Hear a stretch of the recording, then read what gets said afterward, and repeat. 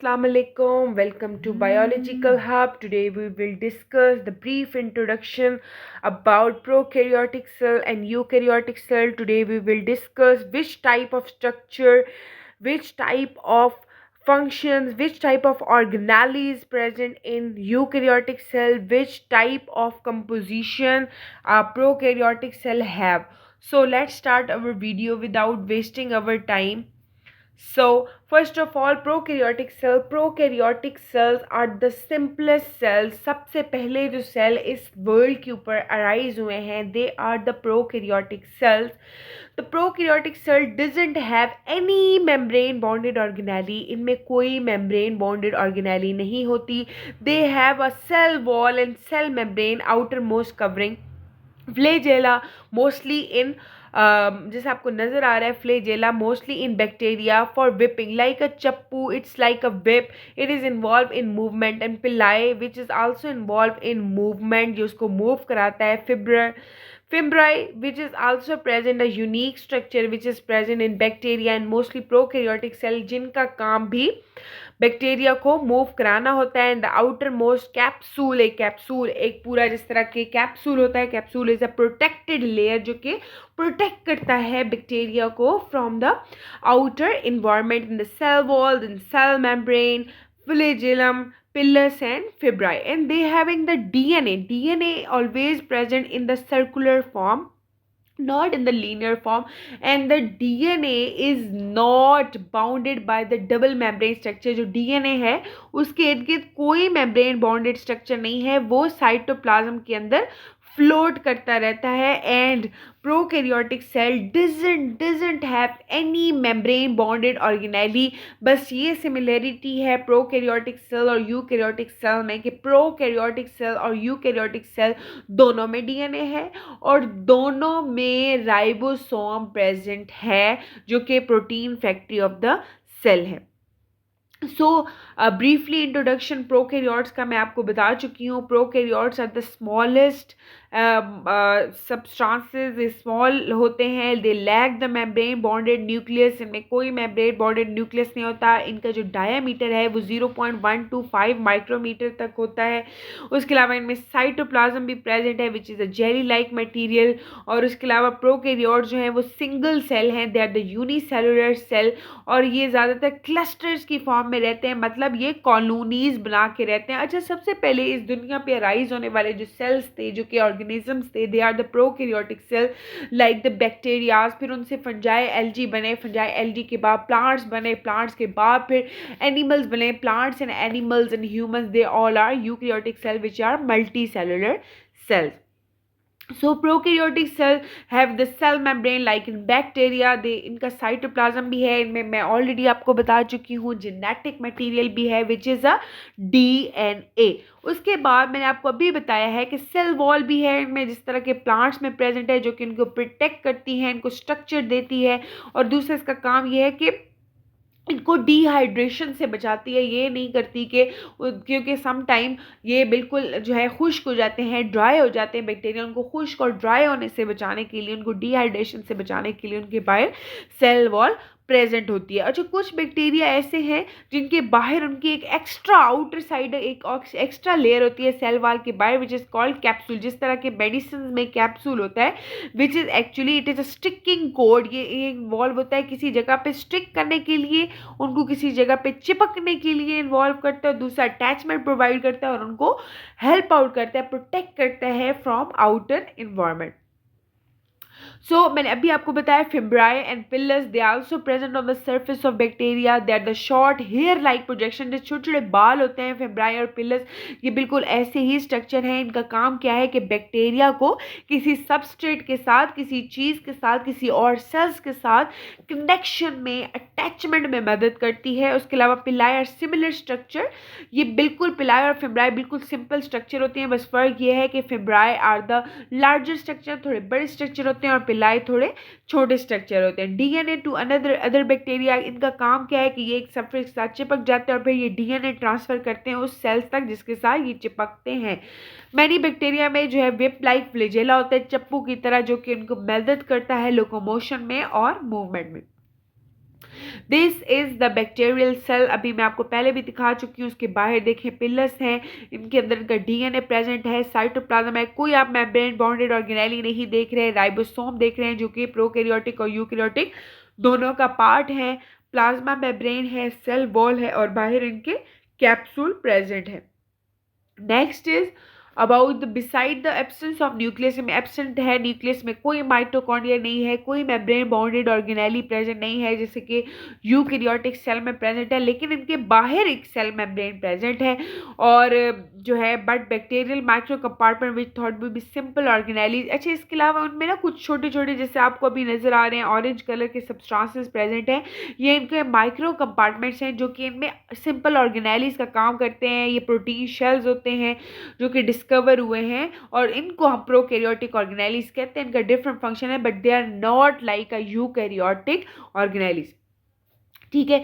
उसके अलावा ये यूनिसेलुलर होते हैं, सिंपल होते हैं लाइक अ साइनोबैक्टीरिया, लेकिन उनमें कुछ प्रोकैरियोट्स ऐसे हैं जो कि मल्टी सेलुलर हैं लेकिन वो बहुत रेयर हैं, ये लार्जर कॉलोनीज बना के रहते हैं, ठीक है। उसकी टाइप्स लिखी हुई है साइनोबैक्टीरिया, मायोसोबैक्टीरिया इसके एग्जाम्पल है। प्रोकैरियोट है द एसेक्सुअल प्रोसेस से, बडिंग से या फ्यूजन से, जैसे फ्यूजन से या हॉरिजेंटल जीन ट्रांसफर से ये अपनी सेक्सुअल रिप्रोडक्शन करते हैं। मतलब ये दो सेल्स एक दूसरे के करीब आते हैं bacteria, they transfer their genes, this is called horizontal gene transfer.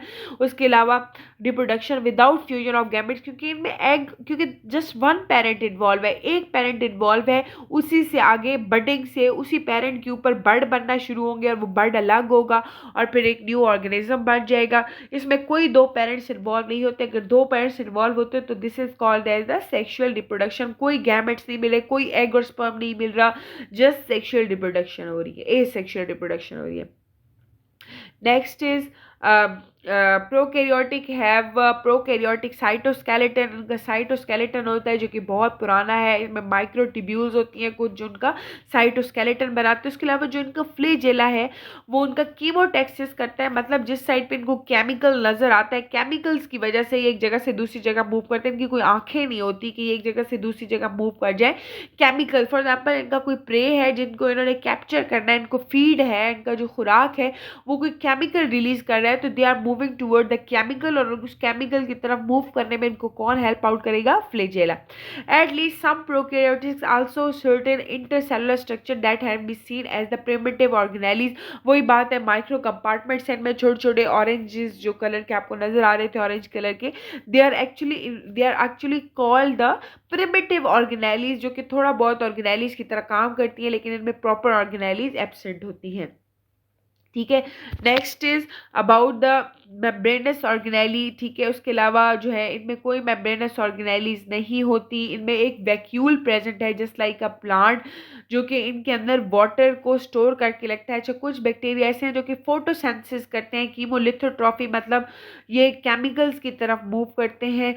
Some species also are the carbohydrate in close microcompartment, जो मैंने अभी आपको बताया, which are the distinct physiological role, इनका काम क्या है, कार्बोसोम्स और द गैस वैक्यूल्स भी इनमें प्रेजेंट है। एक्चुअली ऑर्गेनेलीज हम इनको नहीं कह सकते, छोटे छोटे माइक्रो कंपार्टमेंट्स प्रेजेंट होते हैं जो कि डिफरेंट फंक्शन परफॉर्म करते हैं। कुछ फोटोसिंथेसिस कर रहा है, किसी का काम है कि कार्बोहाइड्रेट इनक्लोज माइक्रो कंपार्टमेंट्स हैं, कुछ गैस वैक्यूल्स हैं। ये मैंने डिस्क्रिप्शन में लिखा है कि फ्लैजेला का क्या काम है, ठीक है। सेल मेम्ब्रेन का क्या काम है, सेल वॉल का क्या काम है। सब बैक्टीरिया में सेल वॉल प्रेजेंट है प्रोकैरियोट्स में, एक्सेप्ट मायोप्लाज्मा एंड थर्मोप्लाज्मा। साइटोप्लाज्म प्रेजेंट है, राइबोसोम प्रेजेंट है, न्यूक्लियोइड प्रेजेंट है, ग्लाइकोकैलिक्स प्रेजेंट है, साइटोप्लाज्मिक इंक्लूजन्स प्रेजेंट है, सब में जो कि राइबोसोम है, ठीक है। मॉर्फोलॉजी क्या है, कितनी टाइप्स के बैक्टीरिया हैं, 4 डिफरेंट टाइप के bacteria, cocci, bacillus, spiral bacteria and विब्रो, ठीक है। कोकाई जो होते हैं वो ओवल शेप होते हैं,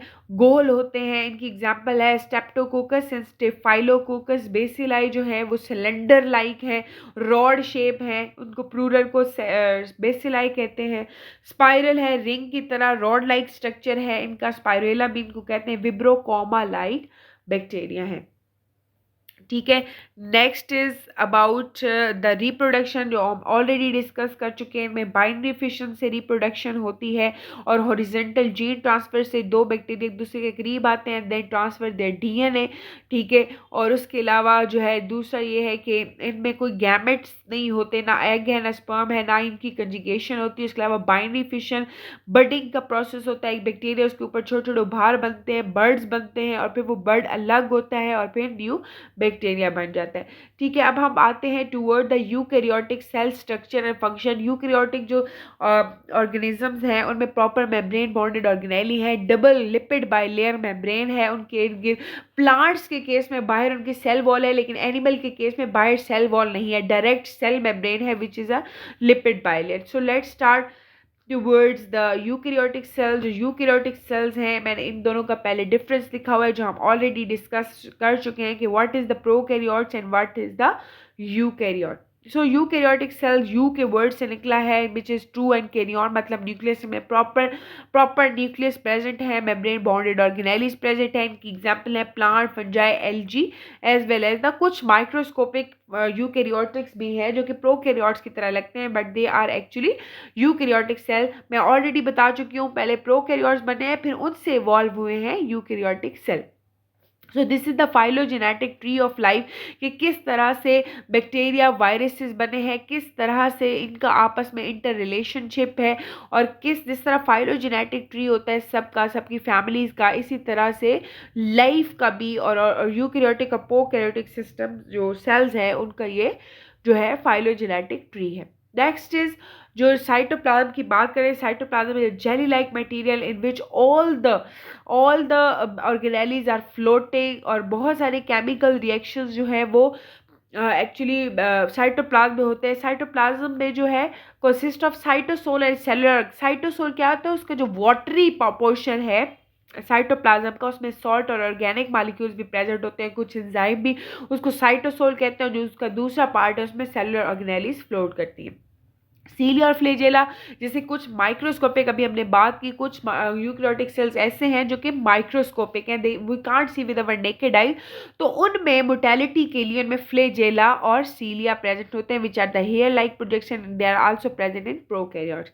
आगे है एंडोप्लाज्मिक रेटिकुलम। एंडोप्लाज्मिक रेटिकुलम जो है उसका क्या काम है, there are the endomembrane system organelles, मतलब इनसाइड कौन सी ऑर्गेनेलीज है, न्यूक्लियस इज प्रेजेंट, न्यूक्लियस के अंदर डीएनए प्रेजेंट होता है, डीएनए जो है प्रॉपर उसके इर्द गिर्द एक न्यूक्लियोप्लाज्म है which is a double membranic structure, और उसके अंदर न्यूक्लियोलस है which is a dark region जहाँ पे आरएनए और राइबोसोम बनते हैं।